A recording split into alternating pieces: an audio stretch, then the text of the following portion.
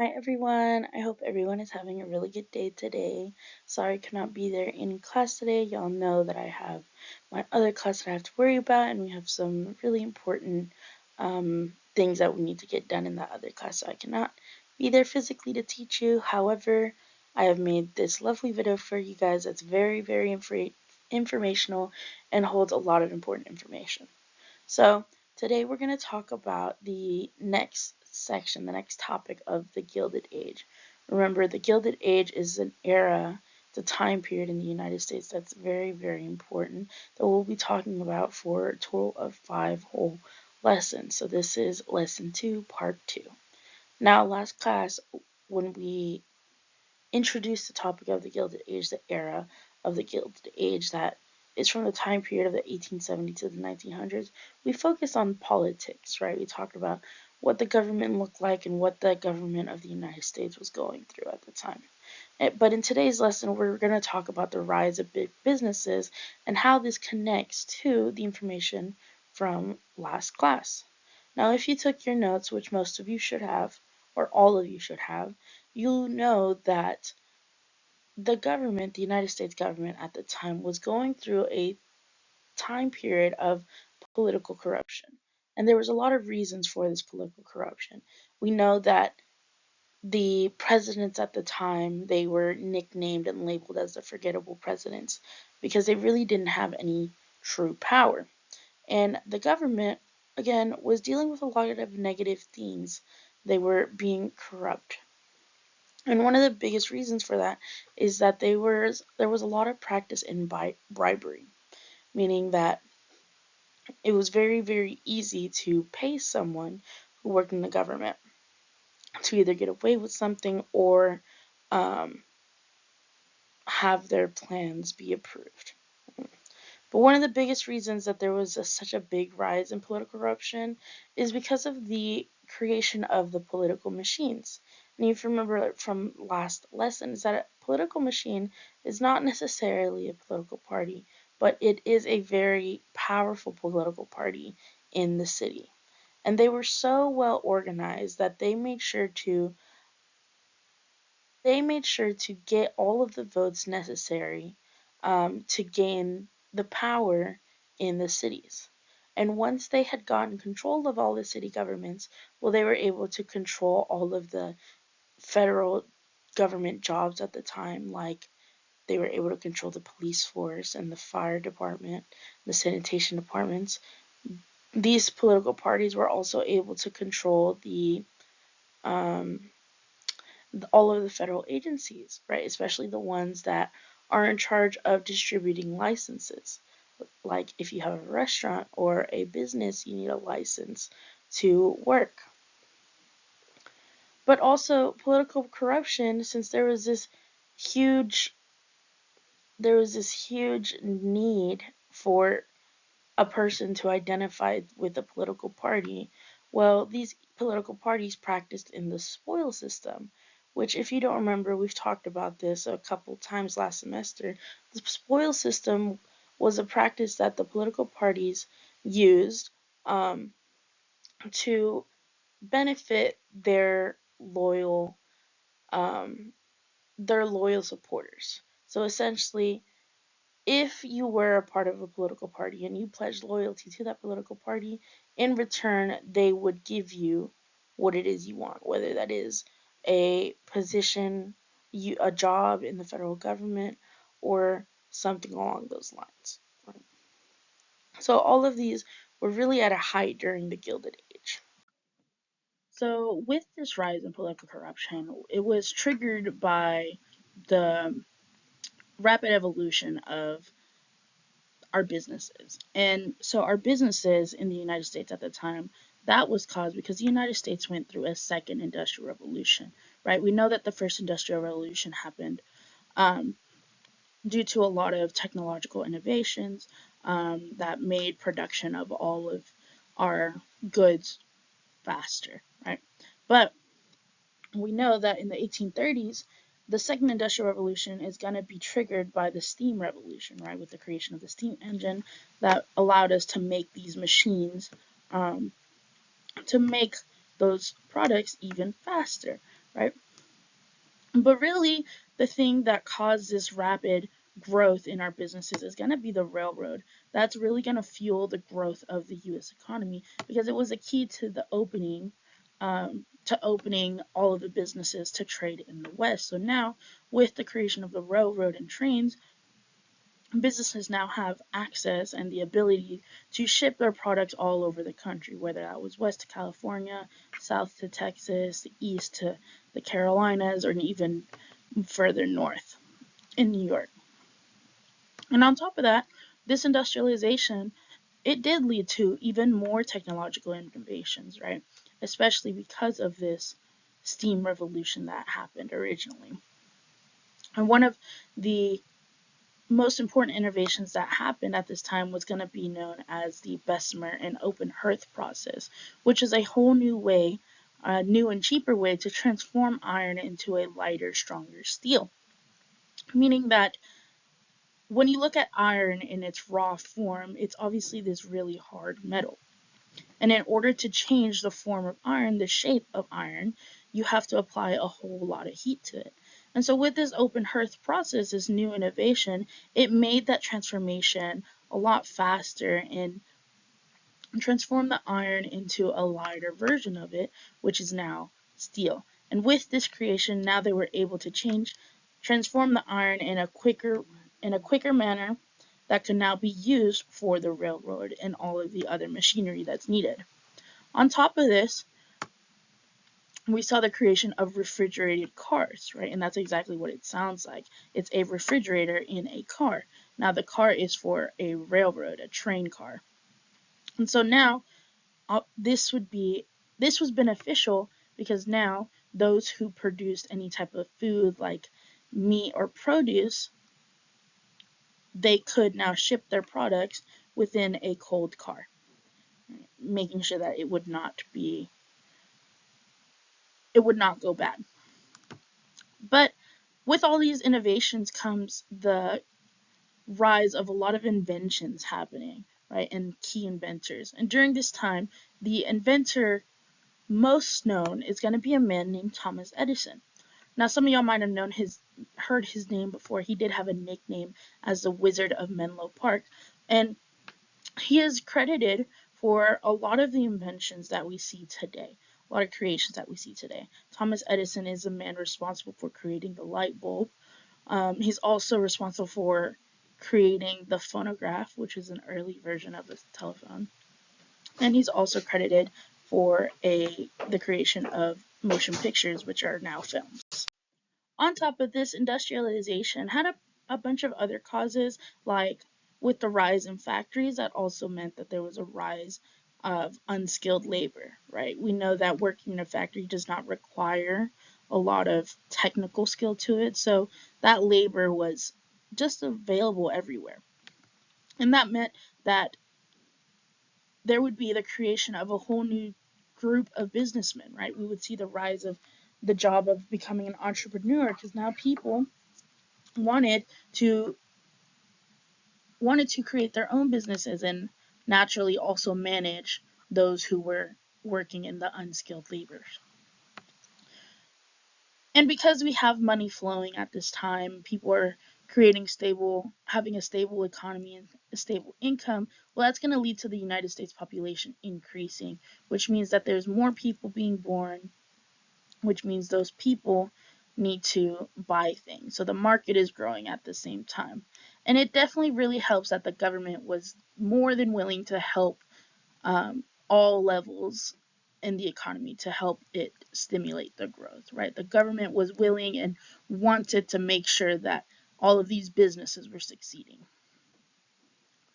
And the last cause of this rapid industrialization is going to be that there was an abundance of natural resources. At this time, we're going to see a lot of people basically digging into the earth and finding all types of raw materials, like iron.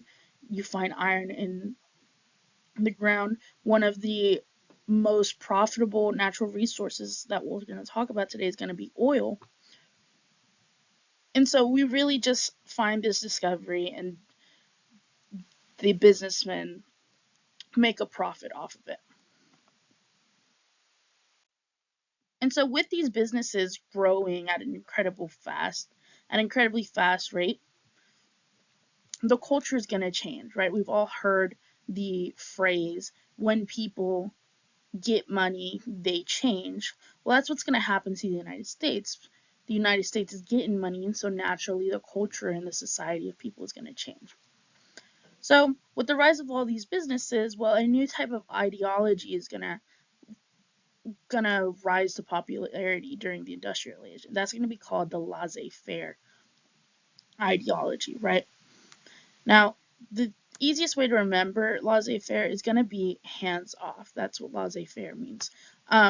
It basically means that to believe in the laissez-faire ideology, it means that a person should be able to compete in the marketplace freely. It means that businesses should not be regulated by the law of the government. They should be regulated by the law of supply and demand. Meaning, as long as there are people willing to buy things, businesses should be able to provide those products to be bought. Right?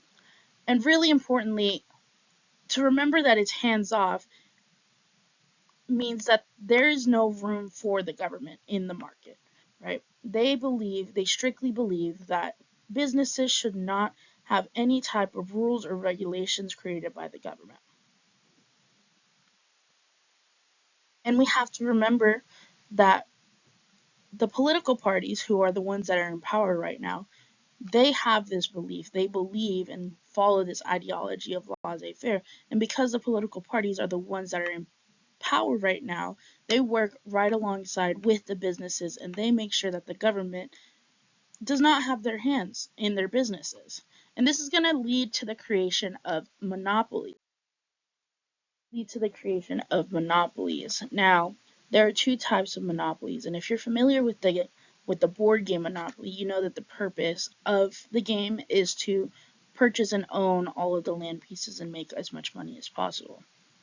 Now, the inspiration of the game comes from this actual new business entity, and there's actually two types of monopolies. The first one is called a pool, a monopoly pool, which is essentially an agreement between different businesses that are competing with each other, who are concerned on who's going to control the production, the market, and the prices of everything. And essentially, those competing businesses are going to come to an agreement and decide who's in control of the production in the market, and they're going to agree with each other and organize themselves in order to make sure that everyone in that business is going to make a common profit. But the more commonly known type of monopoly is going to be called a trust. Now, a trust is more of an economic method that these companies had, which essentially their goal was to create one big overall company. That overall company is going to kill off their competitors and buy out their competing businesses. Once they do that and they control multiple tiny businesses, those businesses are going to be managed by a board of trustees and a board of trusts who manages them. So the head of the board, or the corporate leader, is going to be the most wealthy because he's the one who is in charge of the overall big business. Now, to kind of put this in terms that you might understand, is a modern day monopoly would be the company of Disney. Disney owns Marvel, it owns Star Wars, National Geographic, ABC. It owns all these other companies, but they are all managed by the same board of trustees. So that might be an easier way to remember monopoly. And so, like I said earlier, people are now gaining money, right? They're making profits, and there's a lot of new businessmen that are making a lot of profits. And so with that is naturally going to come a lot of change that's happening within the culture. And one of the biggest changes that we see is going to be the rise in the belief of social Darwinism, which is created by this man, a British economist named Herbert Spencer. Now, if you took biology, which most of you should have, Herbert Spencer was inspired by Darwinism, created by Charles Darwin, right? And the whole theory of evolution. He believed that a person must have the absolute freedom to struggle, succeed, and fail. Um, Meaning that he believed in the survival of the fittest. So those who were making a profit and becoming the wealthiest people in the country, well, that means that they were the ones who survived in their environment, right? They were the ones that were well suited for the environment that was given to them, meaning that they worked hard for their money, and it's justified for them to be in the position that they're at. And on the opposite end, well, if the rich are the fittest in the environment, then the poor are not fit to survive, right? That's the type of thinking that social Darwinists believe, right? They said if you're poor, well, then that just means you're not working hard enough. That just means that you are not fit to survive in the environment that has been provided for you. And it's no one else's fault but yours. However, some people are going to have an issue with this type of belief, especially some of those who are on the wealthier side. They don't want to be perceived as the fittest in society. So instead, they're going to push away from social Darwinism and push more towards the gospel of wealth, which is a more religion-based belief during the era of industrialization. Because they believe that the wealthy, while yes, they did work really hard to get to where they're at and receive all the money they have, they believed that with this wealth they have collected, they had a moral obligation to use their money for the good of all, right? They wanted the accumulation of wealth. They wanted the rich to no longer be looked at bad or negative. They viewed it more as this is a sign of God's approval. We are rich because God wanted us to be rich, and He knew that we would do good with this money and we would give back to the community. So, this was definitely more of a Christian based belief, and they had this idea that it was a Christian's duty to accumulate this wealth in order to return and give back to their community. So, those who believed in the gospel of wealth, well, they practice in donating to charities and helping those who are not as wealthy. Those were the two new belief systems of the era. Now, with the rise of businesses and the creation of monopolies, we are going to talk about four very important businessmen who definitely defined the United States economy and the United States businesses at the time. They're the ones who pushed for the evolution and gained a lot of wealth and created names for themselves. And a lot of their businesses and names are still around today. And so, like I said, we're going to talk about four of them. The first one is this man right here. You might recognize his name. His name is John D. Rockefeller. Now, if you've ever been to New York, the Rockefeller Center is named after him. There's a lot of charities and streets named after him. He's a very influential man. Now, John D. Rockefeller, he was one of the newer financial businessmen, and he created the Standard Oil Company and Trust. Now, when you see the word trust, that should tell you that he had a monopoly, which means that the Standard Oil Company consisted of various minor mini oil companies that he acquired and managed with a board of trustees. Now, why this is important? Because by the year 1881, he was able to control 90% of the oil refinery business. So, of all the businesses that produce oil and manage oil, he owned 90% of them in the country. So, he was a very, very wealthy man. Another financial businessman that we'll talk about is this gentleman right here. You might recognize his name. His name is Andrew Carnegie.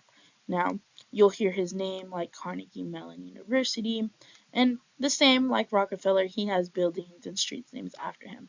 But he was not involved in the oil business. Instead, he is going to dominate the iron and steel production industries, which means that he's going to produce more steel.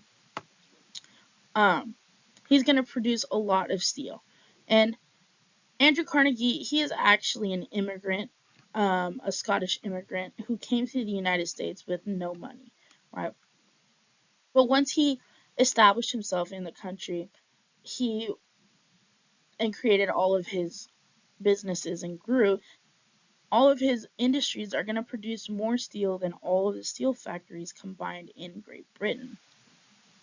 And this cheap steel is going to lead to the creation of skyscrapers, and it's also going to lead and provide the materials people need to create more buildings and railroads. And so Andrew Carnegie, well, he's a big important businessman because he's going to represent that American dream that people had, right? The whole idea of an immigrant coming to the United States, rising from the poor, and is going to then become the richest man in the world simply because he worked hard for it. The next businessman that we'll talk about that was very influential of this time is going to be this man that's imaged right here. Now, I know you guys have heard his name before. His name is Pierpont Morgan, right? Or J.P. Morgan for short. His nickname was the Banker, right? We've heard of J.P. Morgan before. They're still around today, which means that he is responsible for dominating the American finance. And he's going to lead and create the biggest bank in the United States that is still around today. If you have Chase as your bank, Chase is owned by JP Morgan and a bunch of other banks that are still around. Now, the thing about JP Morgan is that he was not like Andrew Carnegie. He was not an immigrant. He was not poor. He already had money when he was a businessman, right? He was already established. But what he was known for was that he reorganized businesses, right? With the money that he had, he reorganized these businesses to make them more profitable and stable. But in return of him helping out these businesses and reorganizing them, he also gained control of them. And he's going to become a super incredibly powerful railroad magnate. And he's even going to go as far as financing other businesses like General Electric and U.S. Steel. Now, if you can imagine him with a top hat, he's actually going to be the figure that influences the Monopoly man, Mr. Pennybags. So J.P. Morgan, you can thank J.P. Morgan for the game of Monopoly. He's the direct influence for that.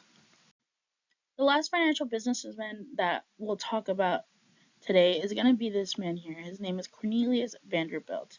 Now, if you've ever heard the last name, Vanderbilt's also a university, but it's also a very esteemed family that's still around today. He was a shipping tycoon who entered the railroad business. So he started off with his own manufacturing company that shipped products all over the country, who then entered the railroad business. And so before him, before he rose to power, all of the railroad tracks were owned by different companies, and they all created these tracks in different ways, right? They all produced them differently, and they all had different forms. But when he rose to power and entered the railroad business, he standardized the creation of the railroad tracks, right? He changed the materials from iron to steel to make the tracks made out of steel now, and they were all made in the same manner. And we have to remember that this is very important because the railroad was America's first big business, right? Before the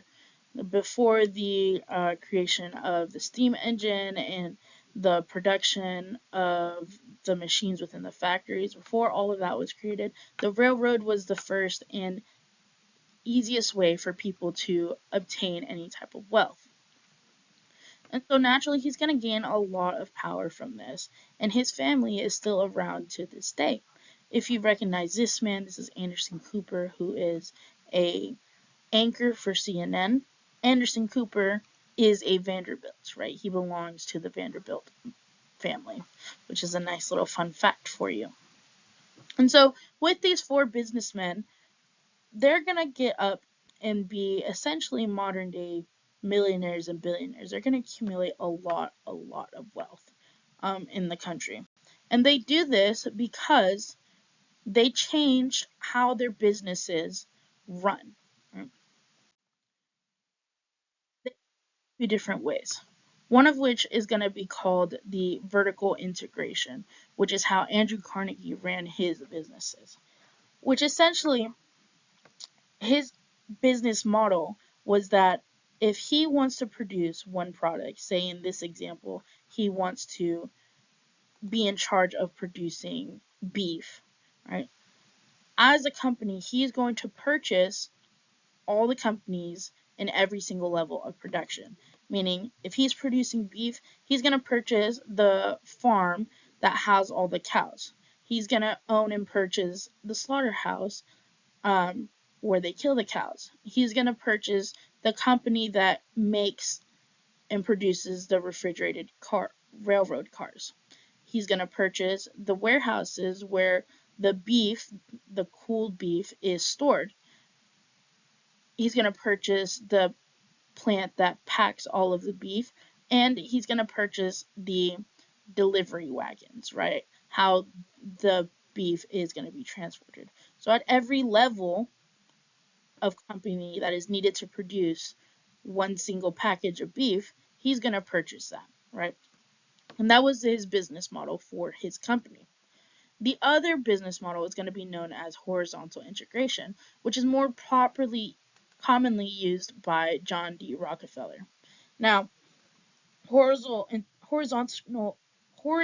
integration was that practice of having a monopoly where you purchase all of the competing smaller companies to fall under the same industry. So how he owned 90% of the oil business is him using a horizontal integration business model. And so, like I said, again, these men were among the richest people in the country, right? One of them even becoming the first billionaire in the world. And so naturally, the American people, well, they're going to recognize this, right? They're going to notice that by 1890, the richest 10% of the United States population is going to control 90% of the country's wealth. And so, if you think about it, if you put 100 people in the room and they all had money, only the top 10 people of that room is going to have 90% of the money from the 100 people in the room. And so the average American citizen, well, they're going to recognize this, right? They're going to realize that, hey, maybe that's not fair, right? These people, well, they have so much money. What are they doing with it? Are they paying the people who work for them well enough? And so people are going to start questioning this, and some of them are even going to think negatively of these wealthy businessmen to the point that they for them and they call them a robber baron, which is a derogatory term for them. It refers to all of those industrialists and the bankers in the late 1800s, and they start believing that these business people are placing profits over the interest of the public. And people, they're going to start thinking this, and they're saying, hey, it's really not fair. But just like everything else in the world, there is the other side to an argument. And so while some people are saying they were robber barons and they were placing these profits over the good of the people, the other side are going to say maybe they weren't robber barons, maybe they were captains of industry, right? Maybe they're simply a business leader who worked hard for their fortune and they ended up contributing positively to the country, right? All of the wealth that they earned, they put it back into making sure the country grew in some type of way. Now, especially when it comes to these four businessmen that we've talked about in this lesson, this argument still continues to happen. And so what you guys are going to do today for your independent practice, you're going to receive a packet, and on that packet are summaries from each of the four men. It's going to have a summary of actions of Rockefeller, Carnegie, J.P. Morgan, and Vanderbilt. Now, it's even going to have quotes that people have said about those four businessmen. And so with this packet and in this independent practice, you are going to pretend to be an investigator living during the time of the Gilded Age. And you are responsible for handing out a prize and giving out a prize to one of those four gentlemen. Now, the way that they receive the prize is that they were the person, in your opinion, that helped create an industrial country the most, right? So within the packet, you will have to lay out the pros and cons. What are two good things that they did, or two bad things that these businessmen did? Overall, were they good or bad people? And then answer the two questions at the end of the packet in complete sentences, stating who would you give this prize to and why. Now, within this packet, it is 3 pages. The first 2 pages are yours to keep, the ones that has summaries for the businessmen. You are only turning in the last page, and you will have the rest of class to work on this. Of course, if you do not finish in class, it is due at the beginning of next class when I see you again on Friday. Now, this is a friendly reminder that I have changed the quiz format, and at the beginning of next class, you will have a quiz. So make sure you come to class already studied, because you will not have time to study in class. When you get to class, I'm simply going to check your annotations, and then we're going to do the quiz immediately afterwards. Of course, if you have any questions over anything, make sure you reach out and let me know. I hope you guys have a good rest of your day, and I'll see you guys on Friday. Make sure to study. Bye.